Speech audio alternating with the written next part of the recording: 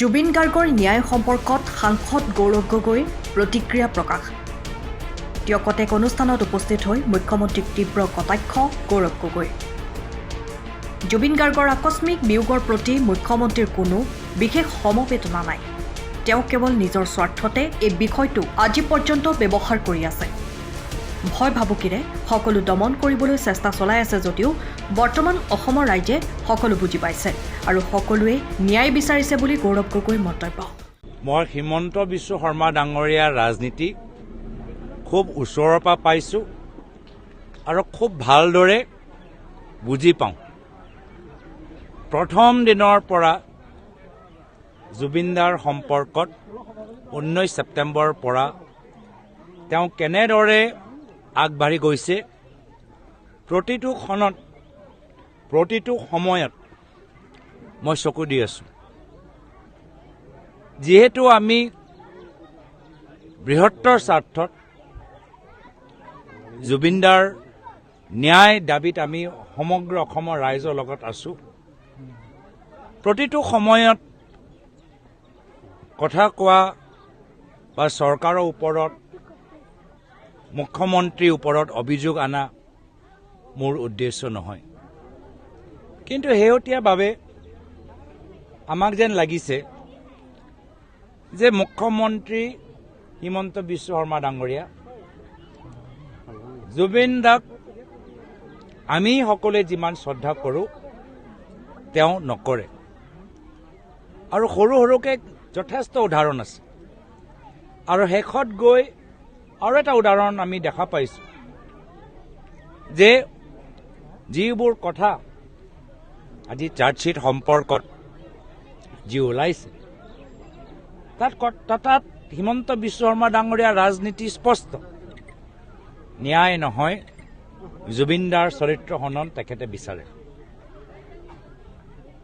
অসমৰ সমাজৰ মাজত আজিৰ তাৰিখত জুবিনদাই যি স্থান লাভ কৰিছে, পৰৱৰ্তী দিনত সেই স্থানটো নাইকিয়া হৈ যায়। তাৰ বাবে তেওঁ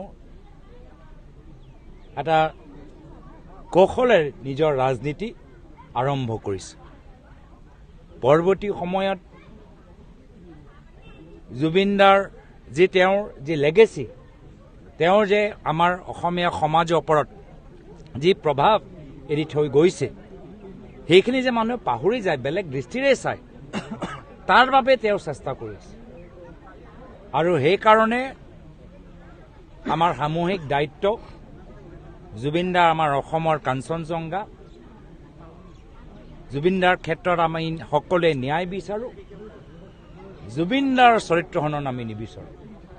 আৰু জুবিনদাৰ ওপৰত, তেওঁৰ ব্যক্তিত্বৰ ওপৰত, তেওঁৰ জীৱনৰ ওপৰত যি কলা দাগ হিমন্ত বিশ্ব শৰ্মা ডাঙৰীয়া লগাবলৈ চেষ্টা কৰিছে, আমি গৰিহণা দিছোঁ। আৰু মই কৈছোঁ যে তেখেতৰ ৰাজনীতি মই ওচৰৰ পৰা পাইছোঁ আৰু তেখেতৰ ৰাজনীতি আমি ভালদৰে চিনি পাওঁ। তেওঁ যিকোনো পৰ্যায়লৈ যাব পাৰে। নিজৰ ৰাজনৈতিক উদ্দেশ্য সফল কৰিবলৈ তেওঁ পৰিয়ালৰ ওপৰতো ব্লেকমেইল কৰিব পাৰে, অনুৰাগীসকলৰ ওপৰতো ব্লেকমেইল কৰিব পাৰে, জোৰ জবৰদস্তি কৰি সকলোৰে ওপৰত তেওঁ হেঁচা দিব পাৰে। সেইকাৰণে এই সময়ত আমি সকলোৱে একত্ৰিত হ'ব লাগিব, সজাগ হ'ব লাগিব, সতৰ্ক হ'ব লাগিব।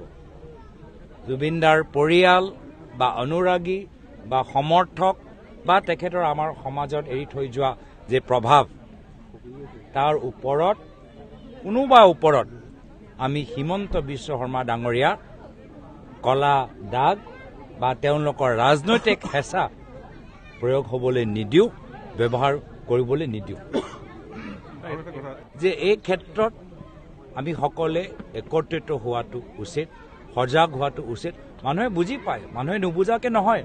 য'তেই মই কৈছোঁ মানুহে বুজি পাইছে, কিন্তু আমি যে মুখত এই মনত যিখিনি কথা আছে আমি মুখত আনিবলৈ যে সক্ষম হৈছোঁ, ৰাজহুৱা মঞ্চত সামাজিক মাধ্যম যোগেদি হওক বা আপোনালোকৰ যোগেদি হওক, আমি যে ক'বলৈ আৰম্ভ কৰিছোঁ, ৰাইজে বেয়া পোৱা নাই। ৰাইজৰ মনৰ কথাবোৰ ওলাই আহিছে, ৰাইজে সাহস লাভ কৰিছে। আৰু ৰাইজক সাহস দিয়াটোৱে হ'ল আমাৰ উদ্দেশ্য। মই আগতেও কৈছোঁ যে কোনো মুখ্যমন্ত্ৰীৰ ভয় ভাবুকি অসমত আৰু নচলিব এই ভয় আৰু ভাবুকি ৰাজনীতি কৰা দিনবোৰ প্ৰায় শেষ হ'ল মাত্ৰ 4 মাহ আৰু সহ্য কৰিবলৈ আছে কিন্তু মানুহো এতিয়া ভয় নকৰে আমিও ভয় নকৰোঁ আমি সকলোৱে একত্ৰিত হৈ শক্তিশালী হ'মগৈ আৰু অসমৰ ভিতৰত পুনৰবাৰ যে কোনো ব্যক্তিয়ে ভুলতে পুলিচ SIT ভয় দেখায় সাংবাদিক সাধাৰণ ৰাইজ কলেজৰ ছাত্ৰসকলক যে ভয় ভাবুকি দেখায় তেওঁলোকৰ কণ্ঠতে ৰুধিব নোৱাৰে এনেকুৱা এটা পৰিস্থিতি আমি ভৱিষ্যত গঢ়ি তুলিম সময়ৰ খবৰ সময়ত পাবলৈ ফলো কৰক টাইম অফ আছাম।